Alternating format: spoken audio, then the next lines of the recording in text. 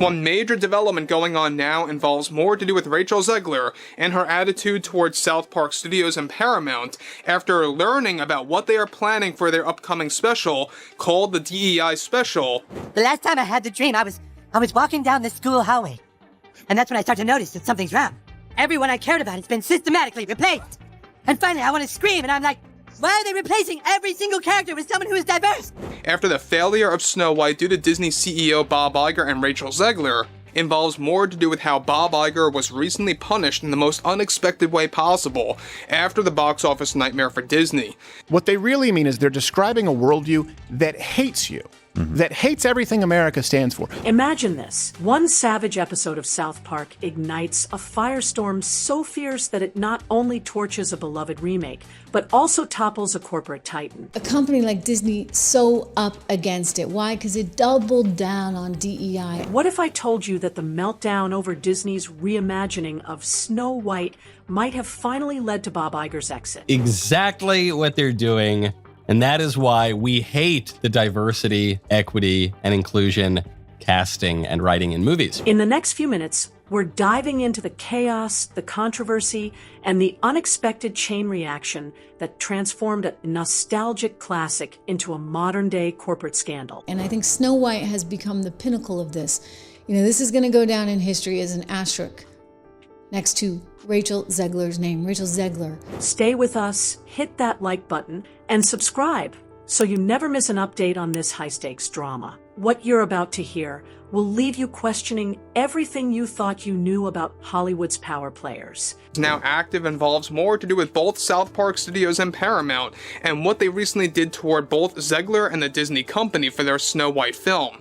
It turns out that both Trey Parker and Matt Stone are already preparing for the DEI special that is set to serve as a sequel to the Panderverse. Now that you've heard the shocking headline, let's peel back the layers of this scandal. From the ambitious reboot that promised to redefine a timeless fairy tale, to the behind-the-scenes clashes and explosive media moments, every detail adds fuel to the fire. I don't really care about that. What I care about is how she hated the story because it needed to be wokeified, and she hated the fact that there was going to be a Prince Charming of some sort, and they needed to update it. Prepare to journey through a story of creativity gone awry, corporate mismanagement, and the relentless power of satire. Snow White is the first American feature-length animated movie. 1937. It's one of the most beloved movies of all time. Disney's daring attempt to reinvent Snow White started with high hopes, a fusion of nostalgic charm, and a progressive twist meant to resonate with today's diverse audiences. And then what do you know? They try all this updating. They get this lousy screenwriter, in my estimation, because I saw this thing and it was awful, like really, really,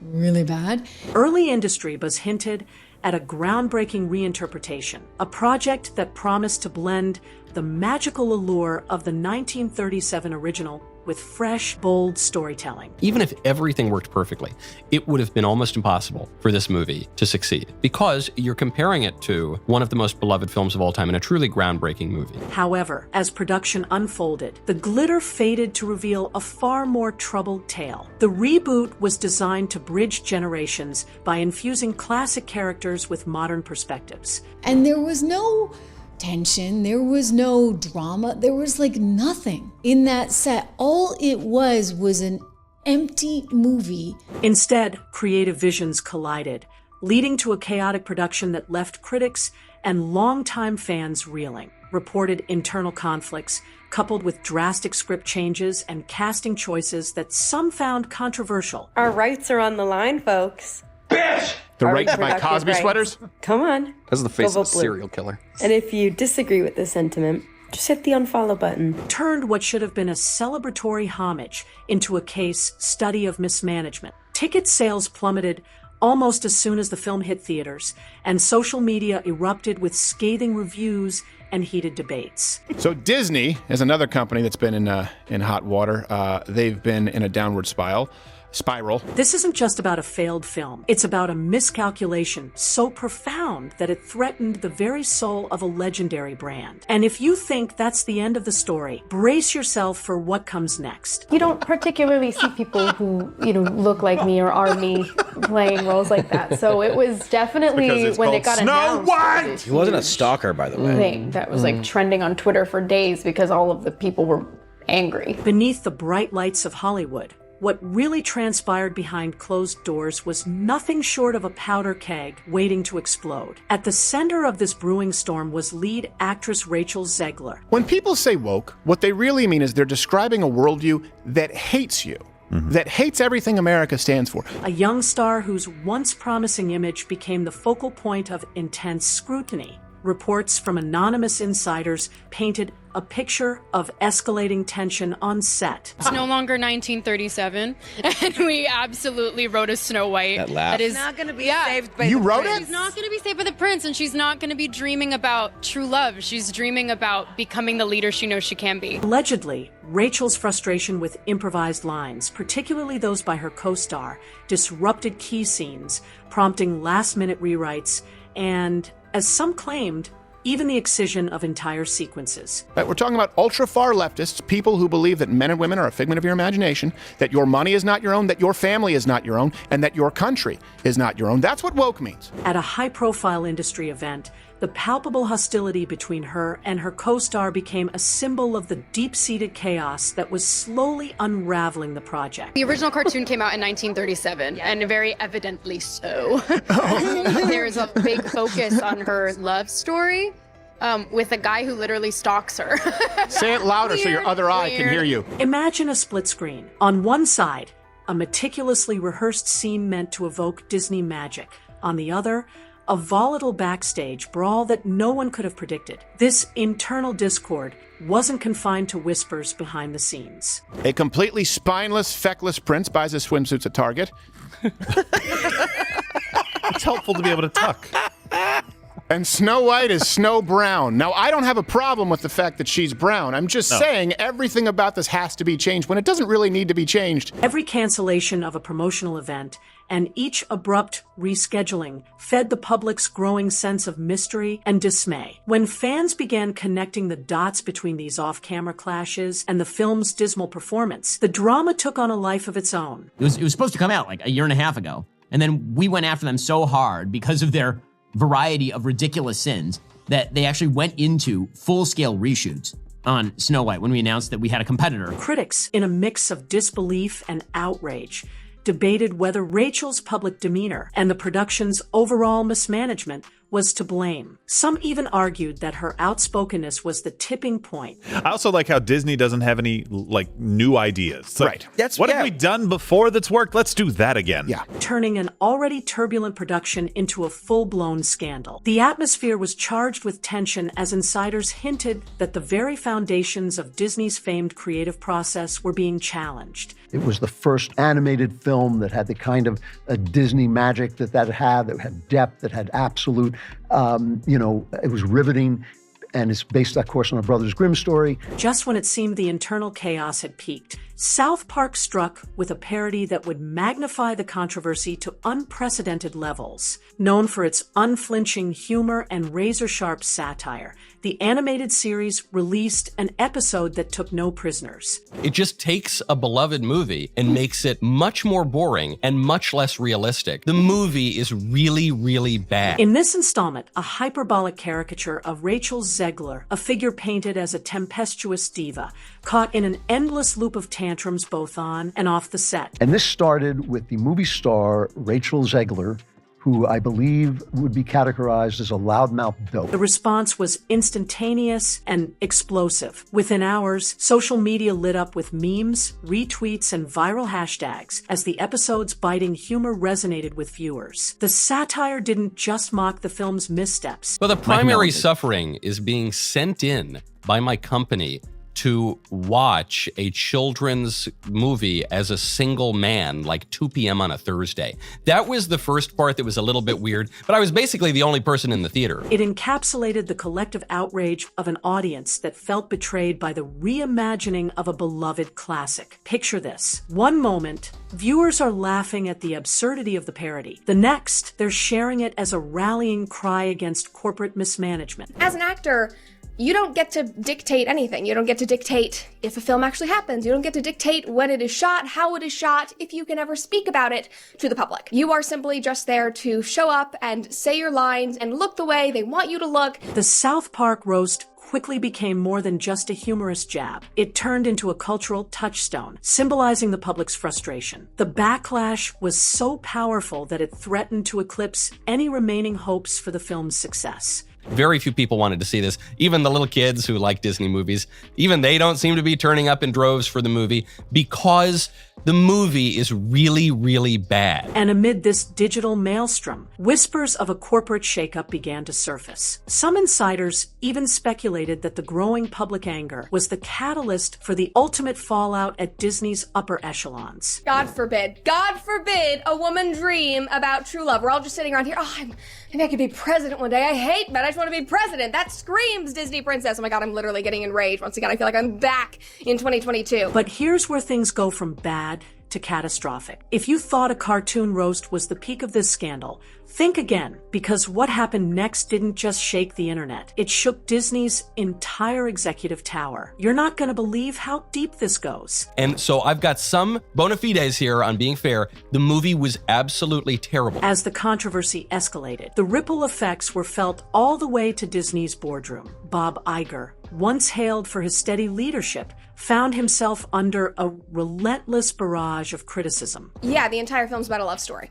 It's about a love story because that's what the point of the film is. And I'm sorry that chivalry in a man pursuing you is now deemed as stalking, which now it's kind of making sense why men are opting out of the dating scene. The disastrous box office performance of Snow White 2025, combined with the unyielding negativity fueled by the South Park parody, created a perfect storm of discontent, according to several speculative reports. Theaters are, of course, entirely empty. Do understand that having people buy tickets is an important part of success in your industry. Rachel Zegler, I guess, didn't get the memo. Disney's board was growing increasingly impatient. It wasn't just the financial losses that were alarming, it was the damage inflicted on the Disney brand. Rumors began circulating that in a series of urgent, high-stakes meetings, I was scared of the original cartoon. I think I watched it once and then I never picked it up again.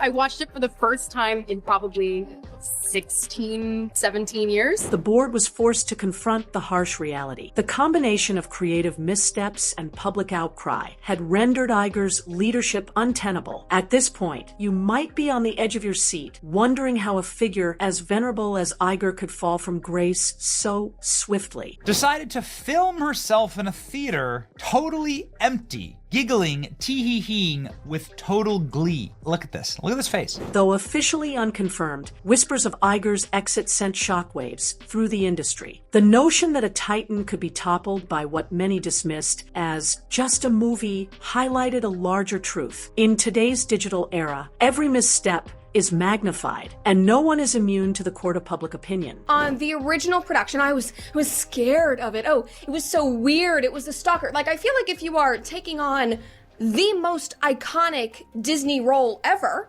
genuinely, like this was the most prolific Disney film, I feel like you should kind of have some sort of reverence for the original production. As if the film's failure wasn't enough, Disney's attempts at damage control became a spectacle of their own. The studio's once pristine PR machine found itself scrambling to contain a narrative that was rapidly spiraling out of control. A video of herself in a theater, I think she bought that ticket right there. High-profile promotional events, once considered the lifeblood of a blockbuster release, were suddenly being canceled without clear explanations. One such incident was the abrupt cancellation of a Saturday Night Live performance. In addition to that, there was already an uproar about her being cast as Snow White because she is not Caucasian. She is a Latina. She is half Colombian. And so people were like, why were you cast in the first place? We just had a black Little Mermaid. Now we're having a Latina Snow White, and she is literally called Snow White. This doesn't make sense. Which many industry watchers interpreted as a desperate measure to stem the tide of negative publicity. Similarly, talk show appearances were postponed,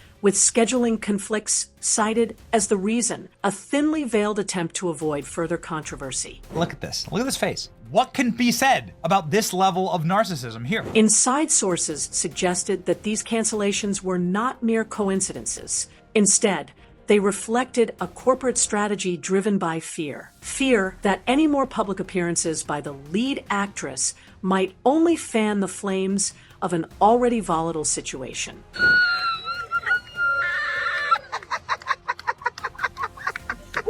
This retraction, rather than calming the storm, only fueled further speculation. Social media buzzed with theories about internal power struggles and frantic attempts to control the narrative, a narrative that was increasingly slipping out of Disney's grasp. She's now bragging about the success of Snow White, which is a movie that's going to lose hundreds of millions of dollars, and mainly because of her, and because nobody wanted to support her. The broader implications of the Snow White debacle extend far beyond the box office. At its core, this controversy raises fundamental questions about the risks of modernizing cherished classics. Yeah, we had more dwarfs than we did viewers in most of these theaters.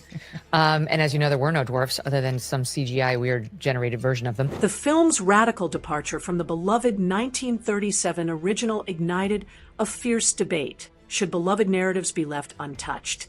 Or is there room for bold reinterpretations that speak to contemporary values? Disney's Bob Iger says their mission is to entertain, not send messaging as Snow White sales compete for worst performing live-action Disney adaptation. For many longtime fans, the new version felt like a betrayal, a disregard for the emotional legacy of a story that had defined generations. The public's reaction was swift and uncompromising, with nostalgic viewers decrying the loss of magic they had grown up with. The whole dwarf midget issue, where they decided they weren't going to have any midget actors, right? They were having DEI-inspired magical creatures to replace. Yet, a countercurrent of support emerged from audiences who believed that updating the narrative was a necessary evolution for the modern age. Here's where the stakes truly become personal. Iger needs to be inspired a little bit by Trump to come in and make immediate changes. Step down, bring somebody else to make immediate changes. Imagine a cherished childhood memory being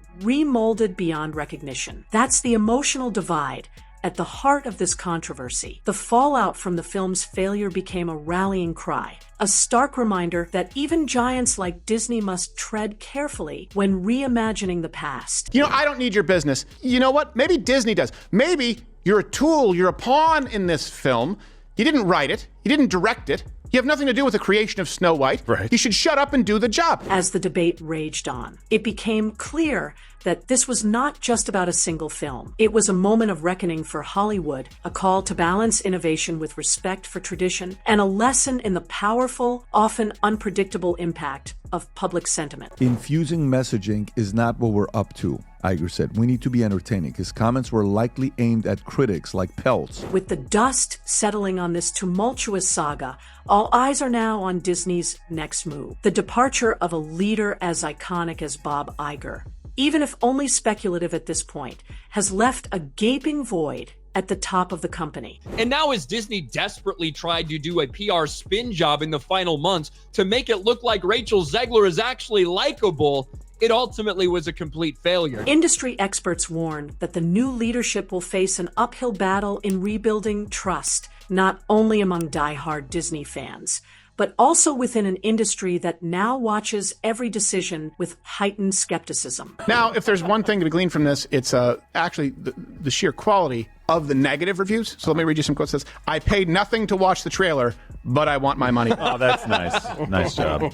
Speculation abounds that future projects may be approached with far more caution. Insiders suggest that Disney's upcoming adaptations will likely focus on a delicate balance. Let's say that you were in a Hollywood movie and the trailer for that movie dropped on YouTube and it instantly became the #1 most downvoted trailer in the history of the platform. Honoring the classic elements that have defined these stories while cautiously integrating modern updates. The hope is that this measured approach will help restore the public's faith in a brand that has long been synonymous with magic and wonder. And at this point, Americans have rejected it. So not only the critics also didn't really like it all that much. 42% as a critic rating on Rotten Tomatoes, 1.7 out of 10 on IMDb. Wait, was that a 74% fan score? As you listen, think about this. What does it take to rebuild trust when even the smallest misstep can ignite a media firestorm? The answer may lie in a new era of storytelling, one where every decision is made with an acute awareness of the cultural stakes. And funny, this is a joke I made years ago, but if they streamed it on an airplane, I would still walk out. Yes, that's an old joke. With its mix of creative ambition, internal discord, and the unyielding force of public opinion, offers a window into the modern dynamics of media and entertainment. It's a reminder that in today's interconnected world,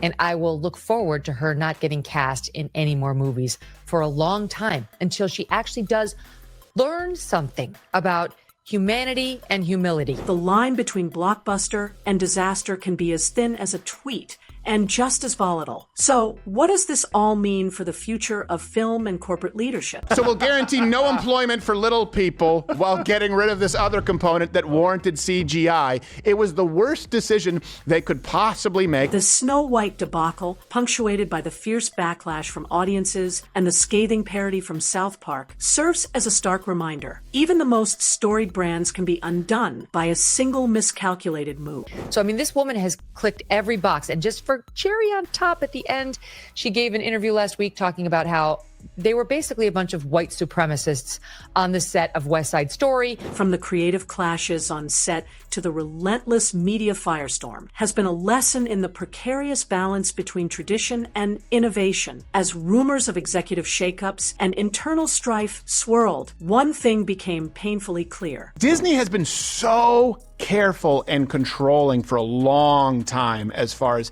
the narrative and protecting their brand. The era of unchecked reinvention is drawing to a close. The public, armed with social media and a fierce sense of nostalgia, is demanding authenticity and respect for the stories that have shaped our cultural landscape. They didn't earn it the same way, and so it comes with this entitlement. Looking forward, the industry now faces a pivotal choice. Will studios learn from this cautionary tale and strike a balance between honoring the past and embracing modernity? Or will the allure of reinvention continue to drive projects that risk alienating the very audiences they seek to captivate? And if she hadn't have opened her mouth, I think that this movie might have done well. They might have just been able to ride on the hopium of the movie and some well-cut trailers, and people would have paid to go see it, and then it would have fallen off when people knew it was garbage. Only time will tell. For now, this saga stands as a testament to the power of public sentiment, the unpredictability of creative endeavors, and the enduring legacy of stories that refuse to fade into obscurity. You can talk, you can say you work a job, whatever. You cannot talk about trade secrets and certainly not compromise our investigative journalists in the field. What, so no free speech? That's a wrap on today's deep dive into the tumult behind Snow White 2025, the viral South Park roast, and the seismic ripple effects shaking Disney's leadership. What do you think? Will Disney manage to regain its lost magic? Or is this the final chapter for Bob Iger's legacy? Drop your thoughts in the comments below. She went out and said stuff woke that was going to hurt the film. They couldn't come out and go against her because then you're going after somebody for saying what you say you believe. This is Sasha Spills, signing off. I'll see you in the next video.